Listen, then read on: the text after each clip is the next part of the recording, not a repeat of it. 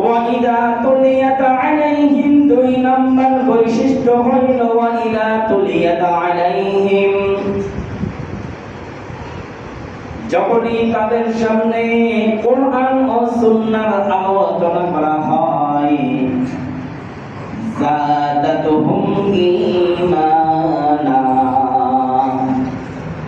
তখনই তাদের ঈমান গুলো আল্লাহ রাব্বুল আলামিন, ঈমানের জজবা গুলো আল্লাহ রাব্বুল আলামিন মজবুত করে দেন। তাইলে এক নাম্বার বৈশিষ্ট্য কি? বান্দা সর্ব অবস্থায় সুবহানাল্লাহ, আলহামদুলিল্লাহ, আল্লাহু আকবার, আবার বিভিন্ন তাসবিহ পাঠ করে আস্তাগফিরুল্লাহ। এই সমস্ত তাসবিহগুলো যখন একজন ঈমানদার পাঠ করে, তখন তাদের অন্তরের মধ্যে ঈমানের জজবা পয়দা হয়, সৃষ্টি হয়।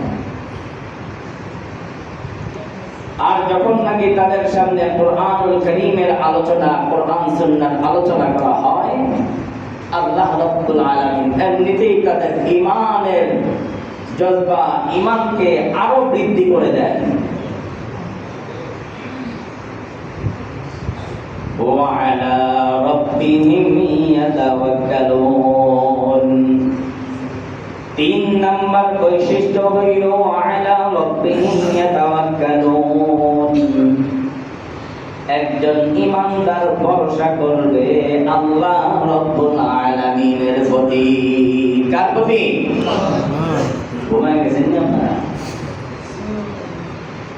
হযরত ওমর ফারুক রাদিয়াল্লাহু তাআলা আনহু যখন গভর্নর ছিলেন, গভর্নর থাকা অবস্থায় একদল সাহাবীকে ইয়ামানে পাঠিয়ে দিলেন, যাও ইয়ামান দেশের মধ্যে কাফেররা মুসলমানদেরকে নির্যাতন করতেছে, ওই দেশে চলে যাও, কাফেরদেরকে ঈমানের প্রতি দাওয়াত দিবা, ইসলামের দিকে দাওয়াত দিবা, আর যদি দাওয়াত না গ্রহণ করে তাহলে তাদের সাথে যুদ্ধ করবা।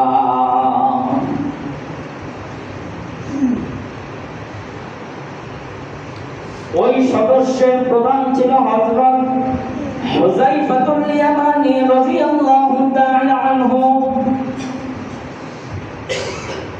এই হুযায়ফাতুল ইয়ামানী রাদিয়াল্লাহু তাআলা আনহু ভরসা করেছেন একমাত্র আমার আল্লাহর প্রতি।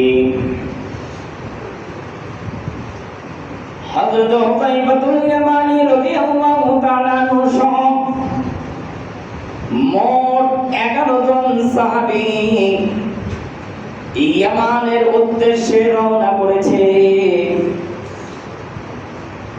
ইয়ামান দেশে যাওয়ার পর ওই দেশের বাদশা যখন নাকি জানতে পারলো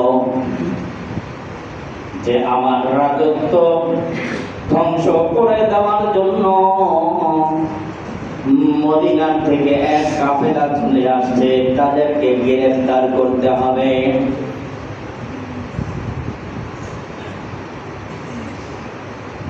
হযরত হুযায়ফাতুল ইয়ামানী রাদিয়াল্লাহু তাআলা আনহু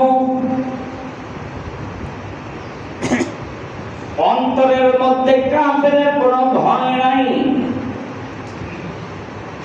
কারণ হযরত হুযায়ফাতুল ইয়ামানী রাদিয়াল্লাহু তাআলা আনহু একজন সাচ্চা ঈমানদার ছিলেন, একজন খাঁটি মুসলমান ছিলেন, যিনি নবী মুহাম্মদুর রাসূলুল্লাহ সাল্লাল্লাহু আলাইহি ওয়াসাল্লামের একজন প্রকৃত সাহাবী ছিলেন। হযরত হুযায়ফাতুল ইয়ামানী রাদিয়াল্লাহু তাআলা আনহু যখন ইয়ামান দেশে গিয়ে রাজত্ব প্রতিষ্ঠা করলেন থাকার জন্য,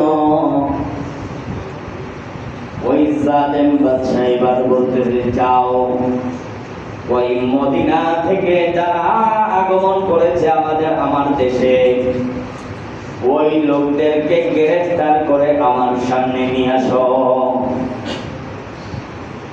গভীর রজনী ওই জালেম বাদশাহর পক্ষ থেকে পুলিশ বানায় দিছে। সাহাবায়ে কেরামকে তাদের তাঁবুর মধ্যে ঘাও করে ফেলেছে। সাহাবায়ে কেরামকে বলতেছে, তোমরা আমাদের দেশ ত্যাগ করে চলে যাও, না হয় তোমাদেরকে এখানেই শেষ করে দিব। নাউযুবিল্লাহ। জবাবে হযরত হুযায়ফাতুল ইয়ামানী রাদিয়াল্লাহু তাআলা আনহু বলেন, ও কাফের শুনে রাখ, তোমাকে যে বানাইছে, আমাকে যে বানাইছে, তোমাকে যে সৃষ্টি করেছে, আমাকে যে সৃষ্টি করেছে, ওই আল্লাহ ব্যতীত আমরা কারো প্রতি ভরসা করি না এবং কাউকে ভয় করি না।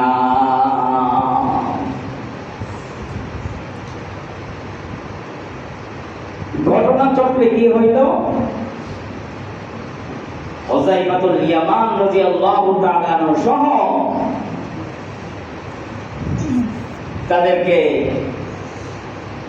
গ্রেফতার করে বাদশাহ জেলখানায় নিয়ে প্রবেশ করাইছে।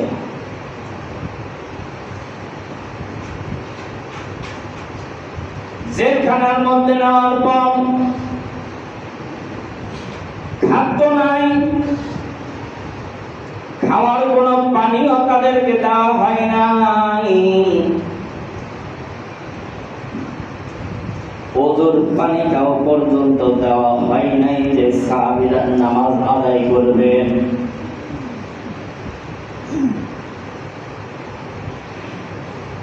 একদিন যায়, 2 দিন যায়, তৃতীয় দিনের দিন খাদ্য পাঠিয়ে দিয়েছে শুকরের গোশত। নাউযুবিল্লাহ। শুকরের গোশত আর মদ, যেটা ইসলামের মধ্যে সম্পূর্ণরূপে হারাম। হযরত হুযায়ফাতুল ইয়ামানী রাদিয়াল্লাহু তাআলা আনহু ওই খাবার ফেরত দিয়ে বলতেছে, কিয়ামত পর্যন্ত না খেয়ে থাকবো, কিন্তু বেঈমানের কাছে মাথা নত করব না। আল্লাহু আকবার। এটাই তো মুসলমান। কুরবানি আমরা করেছি, কম বেশ সবাই করেছি কুরবানি। কুরবানির সাথে সাথে নিজের অন্তরের যেই পশুত্বের কুরবানি, এটা আমরা কয়জনে দিতে পেরেছি? শুধু গরু জবাই করার নামই কুরবানি নয়, শুধু ছাগল কুরবানি দেওয়ার নামই কুরবানি নয়, নিজের অন্তরের মধ্যে যে অহমিকা, আত্ম অহমিকা আছে, অহংকার আছে, এগুলো দূর করার নামও হইল কুরবানি।